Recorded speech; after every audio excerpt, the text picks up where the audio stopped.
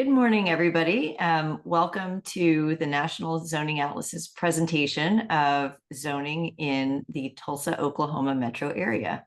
I'm Sarah Bronin, really happy to be here today. And I'm joined by a few folks, two from our team, Matthew Harris and Adam Trimboli, and one from our partner in Tulsa, Tyler Perrett, who's the Executive Director of Housing Forward.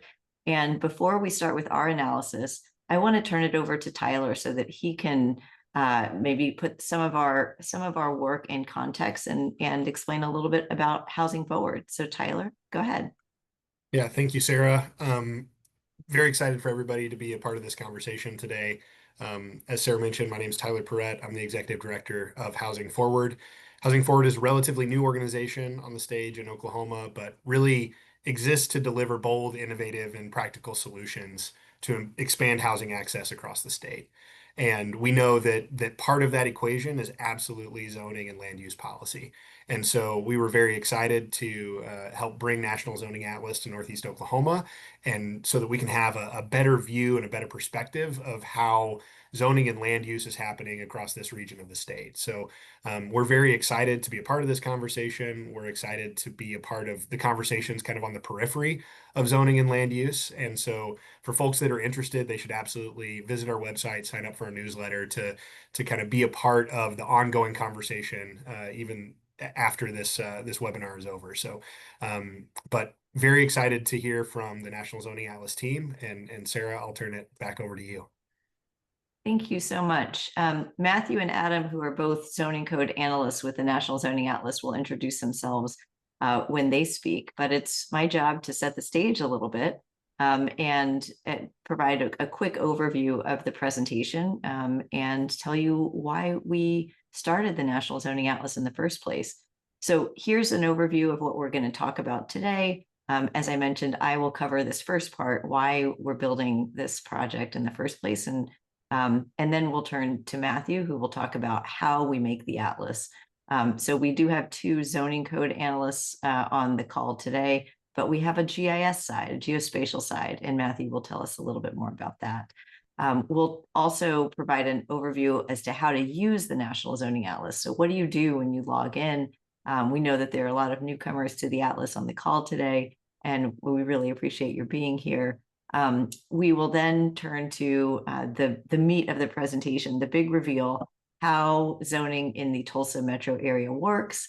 And then I'll come back in to provide a few examples of how the National Zoning Atlas has worked in other parts of the country to inform advocacy, analysis, and research, and hopefully will inspire some additional analysis in your region as well. So with that, just turning to why we are producing the National Zoning Atlas, why we think we need it. And just at a very high level, if you've ever picked up a zoning code, you know that it can be pretty complicated. Even for us, our team full of experts on zoning and mapping, we sometimes find zoning codes pretty hard to get through. They are sometimes hundreds of pages long. The maps are really complicated. And there's a lot of confusing and contradictory information in them. And so we've tried to read all of that, extract information from zoning codes and make it available to the public in a way that's easy to understand. And so the way we sort of make our tagline is we say we're digitizing, demystifying, and democratizing US zoning codes. And we do that through a map, and you'll see that on the next slide. And I do want to emphasize, though, as we look at this map, that our primary focus, I think, at least in this era, I don't know, I feel this more than the other parts, is to democratize information about zoning. And by explaining to the public through the map how zoning codes work, we hope that you can engage with zoning codes, and also where you see issues, work to change them. And we know that Housing Forward is leading many of those conversations in the region. And again, we really appreciate Tyler's partnership. So here's just a quick screenshot of the Atlas, and Matthew and Adam will both get more into it. But at a very high level, you can see we've got a lot of northeastern Oklahoma covered and being populated on the map. More in Oklahoma to go, and more in the rest of the country to go as well. Everywhere that's white are places that we have not yet worked in. Everywhere that's purple shows where we have both confirmed that there is zoning and also digitized it, analyzed it, and put it on the public map. Now, the gray is pretty interesting. Those are the parts where we have confirmed that the jurisdiction doesn't have zoning. So as you know, zoning happens at the local level. So each of these jurisdictions all over the country, in order to understand whether they have zoning or don't, there's a whole process for that. And we're happy to answer questions, by the way, in the Q&A about how we made those determinations in the region. So do queue up your questions. Feel free to put them in the Q&A so we have them, which is a little module at the bottom right of your Zoom screen. So we have them available when we get towards the end of the presentation. But with that very brief overview, I'm going to hand it over to Matthew. He's going to talk about how we actually make the atlas. Thank you, Sarah. Hello, everyone. My name is Matthew Harris, and I'm a zoning analyst with the NZA. I've analyzed zoning in several states, including Oklahoma, and I've co-authored NZA reports on zoning in Cape Cod, in Colorado, and Texas. Now, today I'll walk you through how the atlas is built and through using zoning and geospatial analysis. So we start our zoning analysis by identifying jurisdictions. So these are the cities, the towns, the counties, sometimes villages and townships that have zoning authority. And so within the Tulsa metro, we found 82 individual jurisdictions that have the right to exercise zoning. And this image here on the right shows a small sample of those jurisdictions. Now, once we have identified all the jurisdictions with zoning, the next step is to analyze their zoning districts. So here's a screenshot showing 17 of the 32 districts in Bixby. And on the left, you can see a list of their names. And on the right, we've classified them as either primarily residential, mixed with residential, or non-residential. And most of these are a very common form of district known as base districts, meaning they form the base or the foundational layer of zoning on the map. But at the top of the list, you'll notice two districts called Downtown Design Overlay. Overlays are a unique type of district because they, as the name suggests, overlay or stack on top of one or more base districts to add extra regulations. So sometimes these rules are more strict and sometimes they're more flexible, just depending on the purpose of that particular district.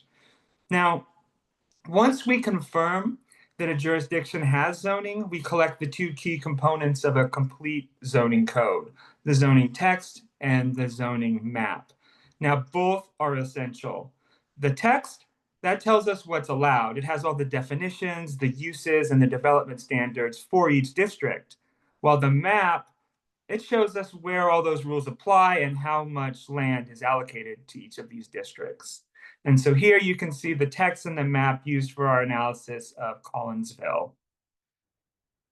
Now, after collecting the map and code, NZA team members complete two work streams per jurisdiction, text analysis and geospatial analysis.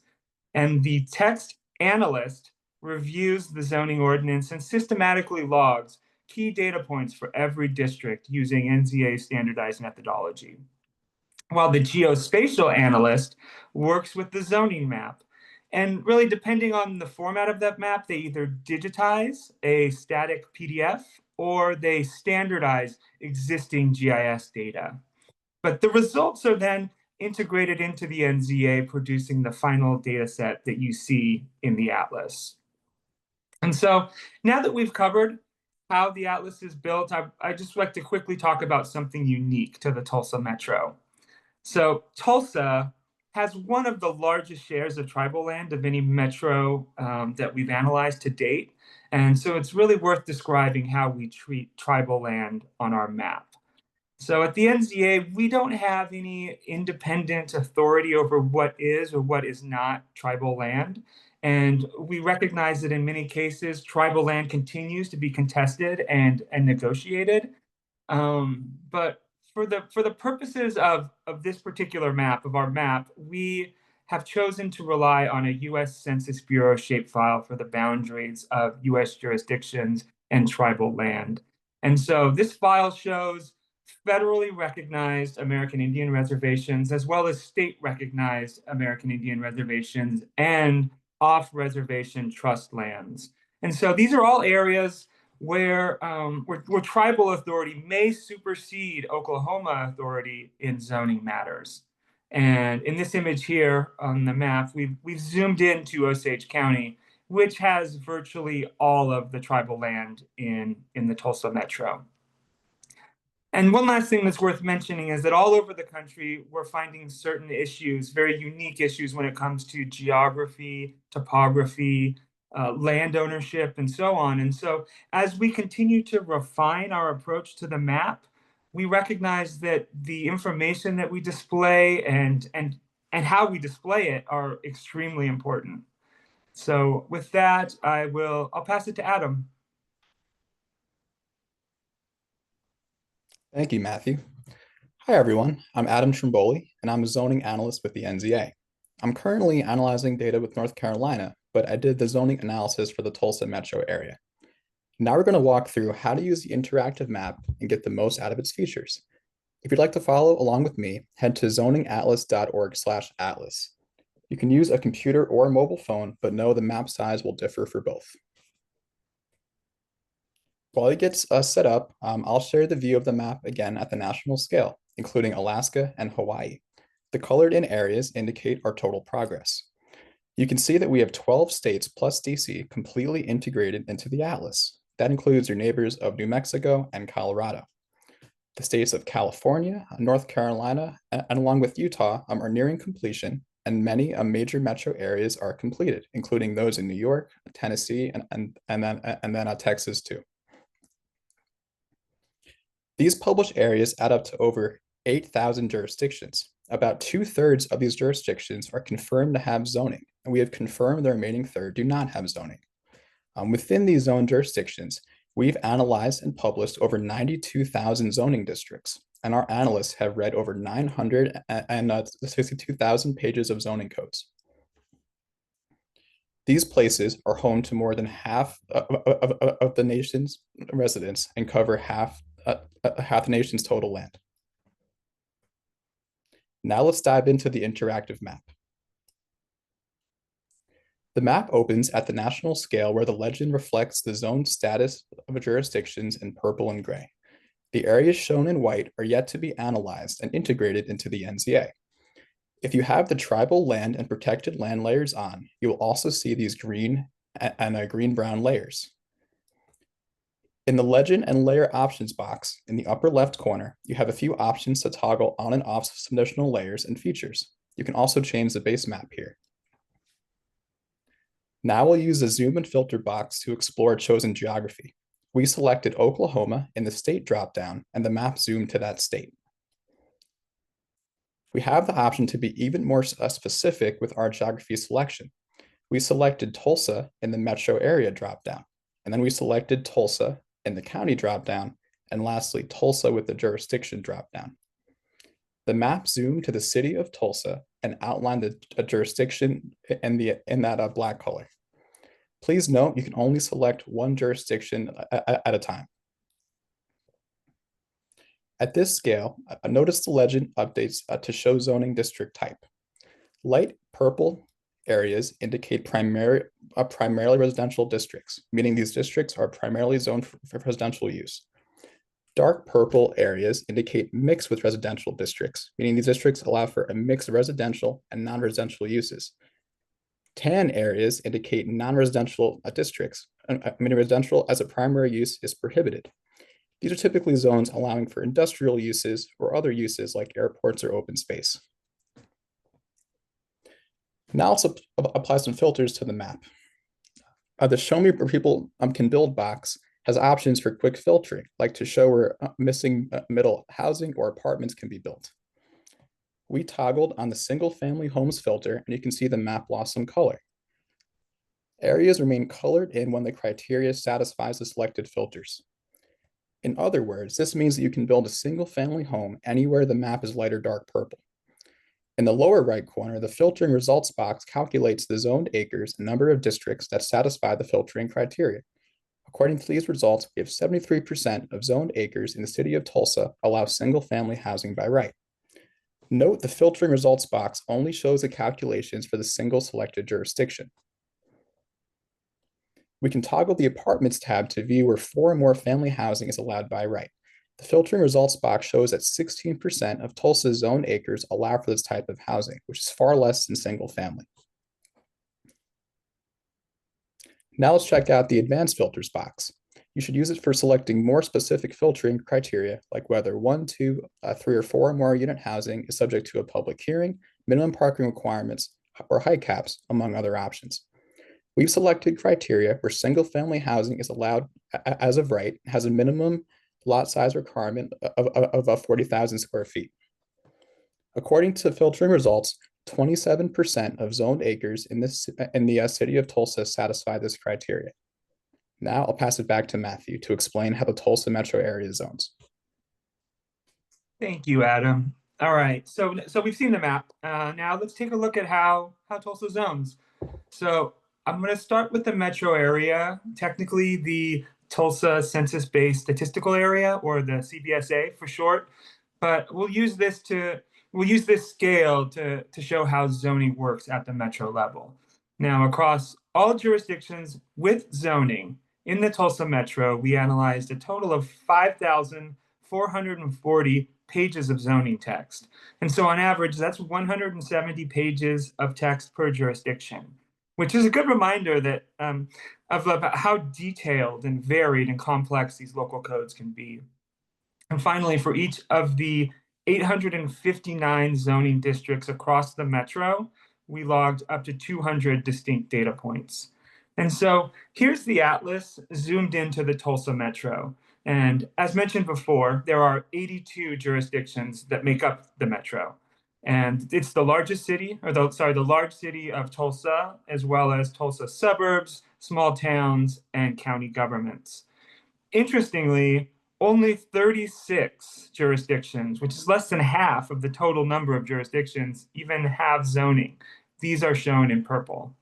And we should point out that 4 of the 36 jurisdictions that have zoning have not made their full codes publicly available. And so if anyone out there can point us to the complete codes for Henrietta, Hominy, Enola, or Osage County, please be in touch. But unfortunately, because we don't have enough information, we cannot include them in the zone statistics that we'll be sharing today. And so now let's share those statistics. This chart, this breaks down the land categories across the metro. It shows us that 5% is designated as protected land and 24% is unzoned. That was all of the gray area from that previous map. And then another 36% of the metro is unzoned tribal land, seen here in this kind of greenish color, which, as discussed, corresponds largely to Osage County. And that leaves 35% of the metro that is subject to zoning, which might sound pretty small, but that's where 96% of the metro residents actually live. And so of that 35% of zoned land, 98% allows for some form of residential development. Remember, that means any place that is primarily residential or mixed with residential. So that leaves only about 2% of land that typically, or that does not allow for residential development. And this land is typically areas reserved for commercial or industrial or conservation uses.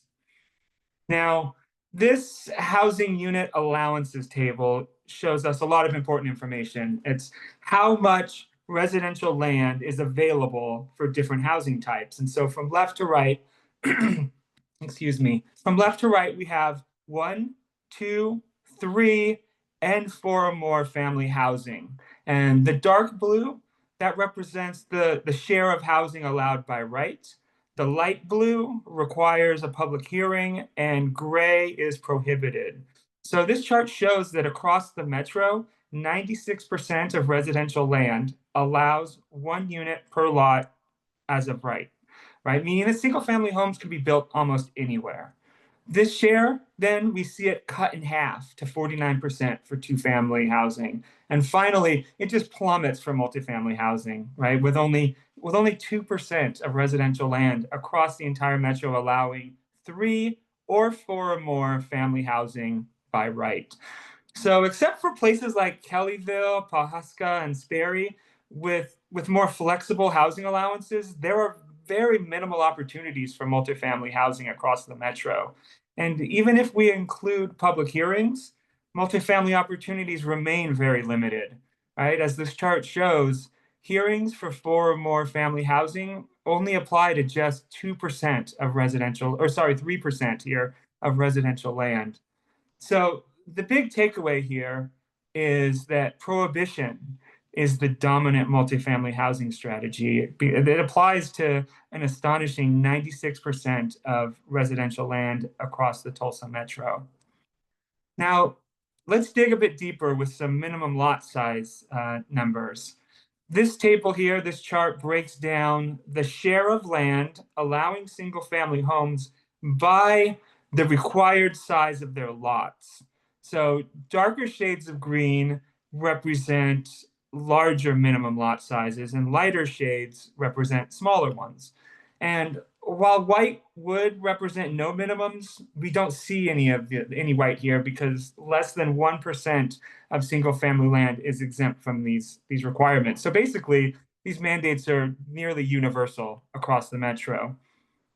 And I think the most striking feature here is this large dark green ring that represents 88% of single family land that requires a lot size of at least 80,000 square feet. Now this is almost 2 acres, and that's just the minimum. So for comparison, this is much larger than an NFL football field. This is really closer to the footprint of like a large warehouse or a city museum. And the problem here is that the widespread use of these costly large lot requirements means that smaller minimums are just much less common in the area. So only 11% of residential land is subject to various minimums that are less than 80,000 square feet.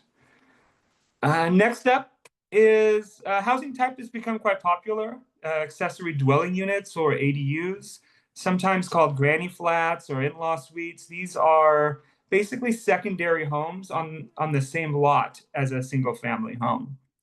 Now, ADU regulations vary considerably across the metro, as we can see in this chart. That's going to show those differences in shades of orange, with the darker shades representing more permissive policies, but they range from allowing ADUs as of right to subjecting them to occupancy restrictions and public hearings. And gray, which is the largest share of this chart, represents the 59% of single family land that prohibits ADUs entirely. And so if we combine these 2 darkest shades of orange on the top right of the chart, we see that over a third of single family land allows ADUs, but only 13% of that land allows them by right, and 22% adds occupancy restrictions. And these restrictions, this can include requiring the owner to live on the property, or prohibiting ADU rentals, or limiting who can occupy the unit, such as only relatives, only employees of the owner, or only elderly tenants. And finally, this remaining 6% of single family land is where ADUs are allowed but require a public hearing. So I think overall, the takeaway here is that metro-wide ADU policy appears quite uncoordinated and largely prohibitive. And finally, parking mandates. Across the metro, virtually all residential land, that's over 99%, requires off-street parking for new homes. Now, this map here highlights where housing can be built without parking, which is shown in purple.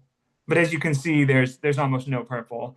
But there are a few notable exceptions here. including Tulsa's Central Business District and Broken Arrow's Downtown Mixed Use Core District, both of which do not require parking. And these are districts, these districts are certainly a step in the right direction that deserve a shout out. But while parking, this might seem like a minor concern. It's a costly use of valuable land that could be otherwise for housing or other community needs. And so with that, I'm going to pass back to Adam to discuss our snapshots and how to create snapshots. All right, thank you so much, Matthew. So I'd now like to introduce a tool that we provide at the NZA called Zoning Snapshots. And basically, zoning snapshots are visual summaries of any jurisdiction, county, metro area, or even a state published to the NZA. And we'll now show how they look. Here you see the snapshots for the city of Tulsa, Tulsa County, and the Tulsa metro area. With zoning snapshots, you can easily review and compare key zoning stats across jurisdictions. For example, you can see that housing units allowed bar charts, 4 or more family housing is allowed on a slightly greater share of land in the city of Tulsa than in the county or across the whole metro. You can generate your own snapshots by going to zoningatlas.org/snapshots. Or if you're viewing the atlas itself and have a jurisdiction and have an area selected, you can scroll down from the map to access buttons that will take you to the snapshots. We've screenshotted some zoning snapshots to highlight a few different housing contexts: the Tulsa metro, alongside the cities of Tulsa, Broken Arrow, and Claremore. Of course, the zoning data for these cities is also included in the metro area snapshot. Once again, the dark blue in these columns shows where housing is allowed by right. 4 or more family housing is allowed by right in 16% of Tulsa, 3% of Broken Arrow, and 21% of Claremore, compared to only 3% across the broader metro. Broken Arrow's low figure reflects that most 2 or more family housing requires a public hearing, while Claremore permits more by right. Across the Tulsa metro, there's a steep drop-off of 2 or more of a 2+ family housing allowed on 49% of land, compared to only 2% of land for 3 or more family housing. Next, I want to emphasize the diversity of land use contexts across the metro, which include higher density urban areas and lower density neighborhoods, and then also some rural areas too. Here we've selected 2 jurisdictions with different approaches to zoning. Pryor Creek represents a more rural area zoned primarily for single family use. 98% of land allows for single family homes, while only 11% allows for 3 or more family dwellings. In contrast, Pawhuska, capital of Osage Nation, with its historic downtown lined with multi-story buildings, tells a different story, and we see this with its zoning. 46% of residential land allows for 3 or more family housing by right, which is a sharp deviation from the single-family dominance that defines most of this metro area.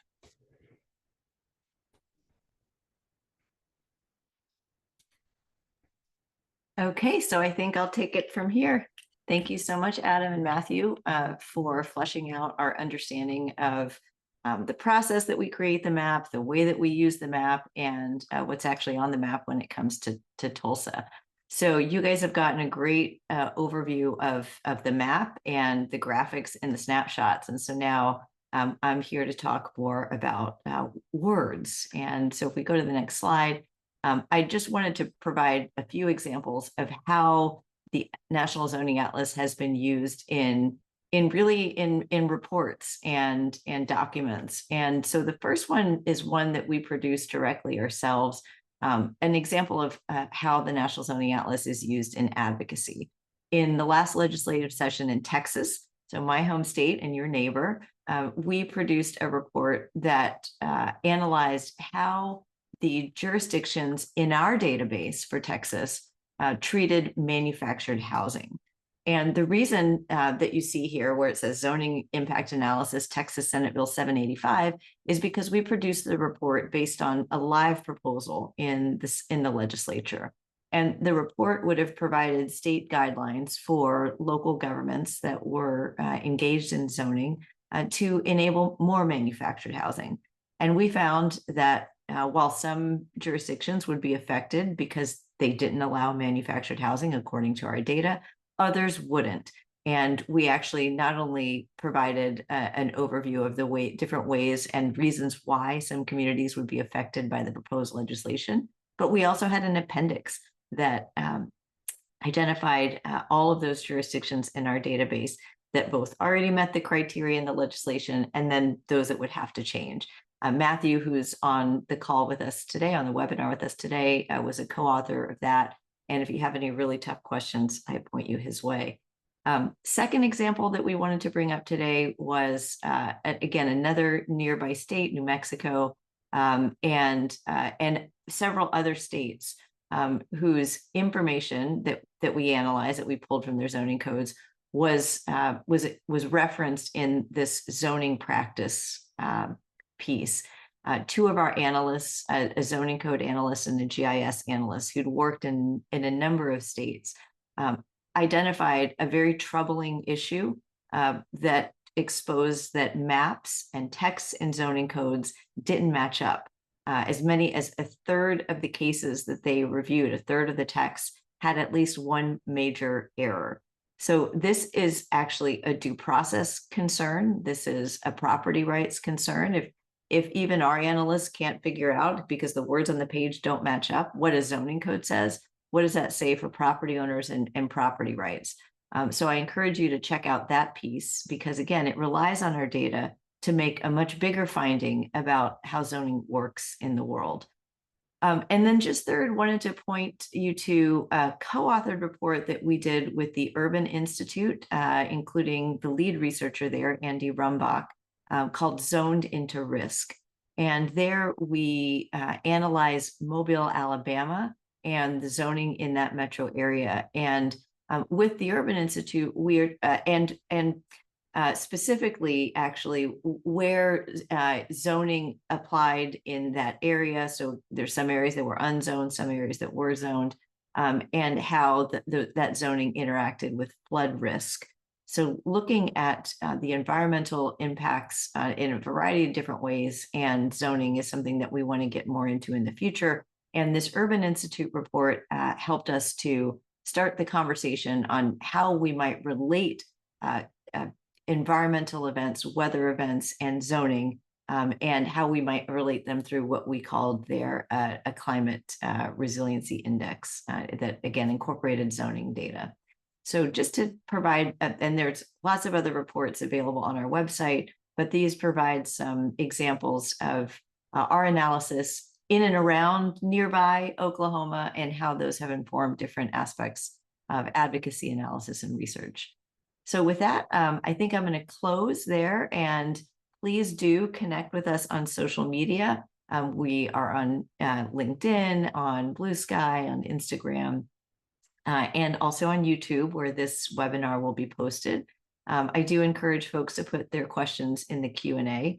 If you have questions that relate to, for example, you explore the map further and you see that, oh, this district has changed, or what about ADUs in this district, you can always email us at info@zoningatlas.org. So with that, I think we can probably stop sharing and we will go to the Q&A. So I'll invite everybody, including Tyler, to come back on the screen. And we have our first question about Tulsa specifically. So in Tulsa, like many large cities, the question asker says, we treat our zoning code as a living document, and amendments are updated several times per year. How do updates to the atlas get processed?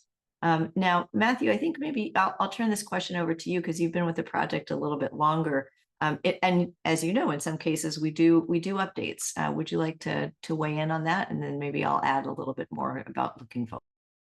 Absolutely. Thank you, Sarah. And thank you for the question.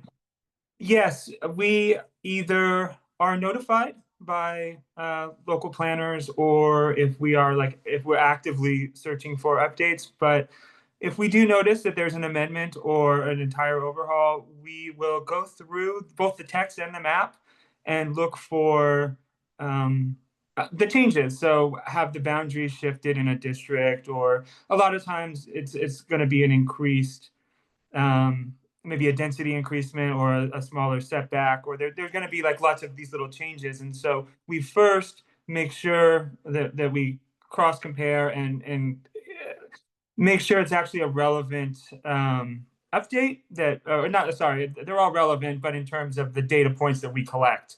And then we go through and expire a district if it's no longer there, or we change a district if the district maintains, but the dimensional standards or the uses or some of the kind of nitty gritty zoning details are changed. And so that way, we are showing, or like the atlas reflects the accurate like current zoning, but B, we also are amassing a historical data set. So we can now, we maintain that previous in a historical file. And so now we can eventually make longer term, like kind of time series change analyses of zoning in these regions. So thank you, Sarah.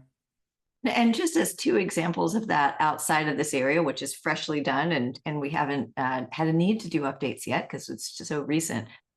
We did receive, we're a nonprofit organization, so we did receive funding to sweep through in Massachusetts 177 jurisdictions that were affected by a recent law that required them to have more zoning around their transit stops, the MBTA Communities Act. That enables us, as Matthew said, to have both the old data, the pre-MBTA Communities Act data, and the post data, and will allow us to do analysis, particularly on to what extent that statute actually enabled more housing to be built around transit, which was its goal. So we're I would say that the organization that's able to keep that data and through our standardized methodology, analyze it. Another example is California, where we haven't even finished the state yet. We're at 94% of the jurisdictions in that state.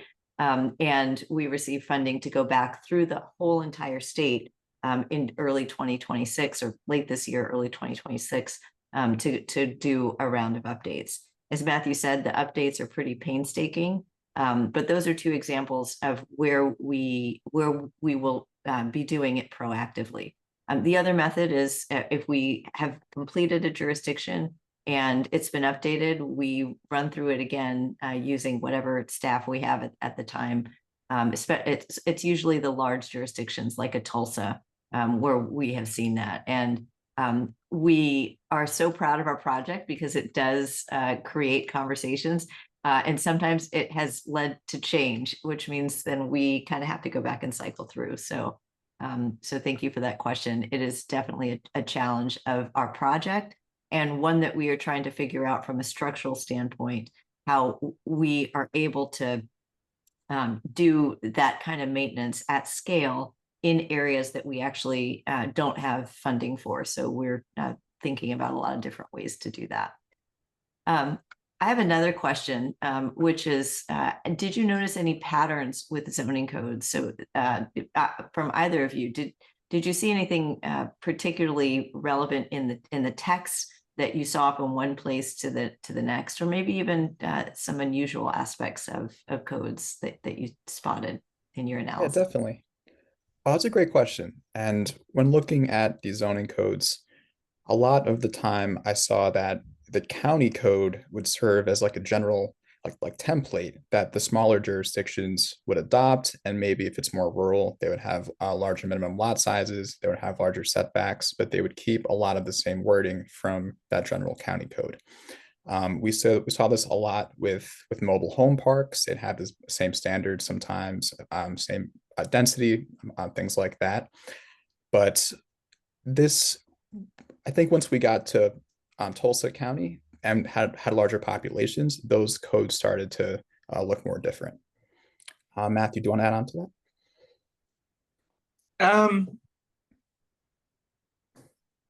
that? No, I think that's good on my end. Sarah? Great, thank you. I have another question about the difficulties finding codes. We find sometimes in rural areas that's a little bit more difficult. And so Adam just brought up Tulsa County as compared to the other counties. Matthew, do you want to explain the process for finding codes when we can't find them? Yeah, this varies greatly. So there's different aspects of this. There's different more sorry, there are different ways that collecting and standardizing this data can be challenging.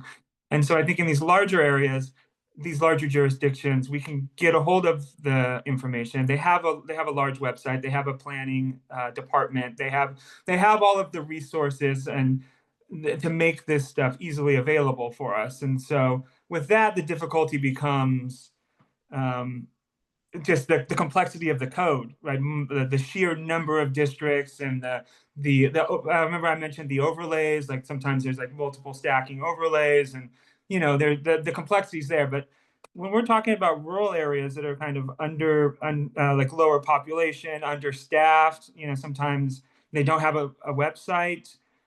Sometimes the website is a Facebook page, and so it's very hard to get a hold of someone. Like if they do have a website, sometimes their office hours are only there's someone in City Hall, Town Hall on like Tuesday from 8 to 10 or 8 to noon, and that's it. So A, it's hard to get a hold of someone, and B, they've got things that very pressing things with the minimum time that they have. So it's very difficult, and we have to just kind of be very patient and very diligent. And sometimes the information that we have doesn't look like the kind of standardized information that we would get from a Tulsa, for instance.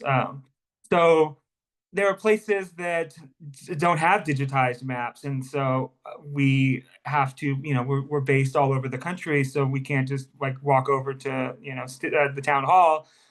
Sometimes we have to ask them to take a photograph of the only map, the only zoning map in the entire city, which is like hanging up on the mayor's on the wall in the mayor's office, and then they kind of text that or send a photo of it. And so and then the colors are always blurred, and like some of the reds are too close, or it becomes very difficult to standardize this information. And so and then I don't want to, I haven't even gotten to the no zoning. I think it's the hardest to actually find the thing that isn't there. And so as we're trying to in a lot of cases, it's the kind of understaffed jurisdictions that are hard to get a hold of. It's some of them are going to have zoning and some aren't, but it just becomes that much harder to find the ones that don't have zoning.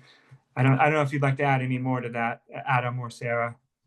Yeah, sure. Well, that was a great answer, Matthew. And I would just add that when it's quite often actually that we have someone from the town office send a picture of their only map that's been on the wall, like Matthew said. What's really interesting about the work that the NZA is doing is that when we digitize that, that's the first time really that's been digitized and uploaded online. It's the first time that we actually have a record of this information in some cases. So I just think that that's really interesting. Thank you.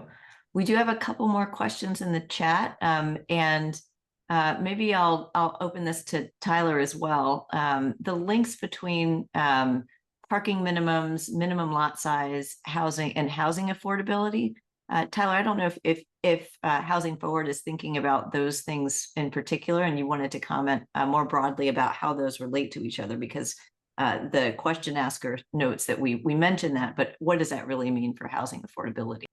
Yeah, absolutely. So Housing Forward had the opportunity to speak at a couple interim studies last week at the state capitol, and both of these issues came up, and specifically minimum lot size. So, there's an equation to housing affordability, and land cost is part of that. And so when we think about how to increase the number of housing opportunities in our community, making sure that we can build smaller homes on smaller lots increases the opportunity for that affordability overall.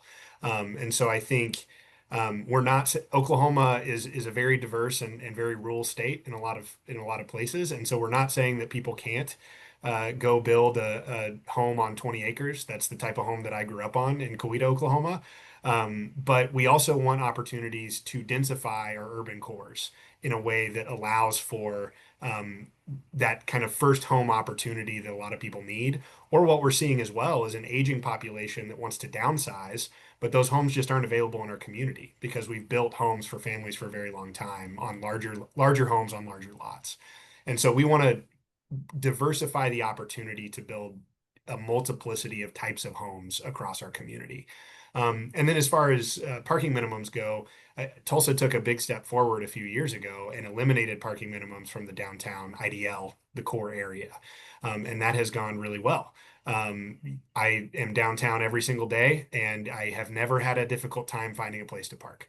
I think the market can drive parking needs, and we don't necessarily need to do that through zoning code in most areas. The other thing that we see is when we want to incentivize multifamily development, a lot of times we have requirements to put 2 parking spaces with a 1-bedroom or studio apartment.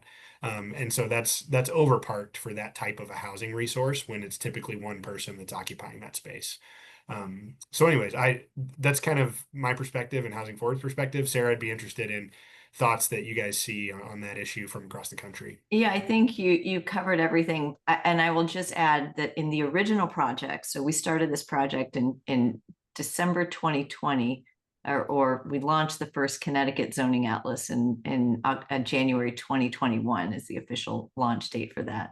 And one of the reasons why I knew then that it would be really important to expand this nationally is exactly what you just pointed out. And in particular, we found in certain very wealthy neighborhoods, jurisdictions, towns in Connecticut, those close to the Connecticut, New York border, that there was at least one jurisdiction that required 2,000 square feet minimum for a studio apartment and 3 parking spaces for a studio apartment.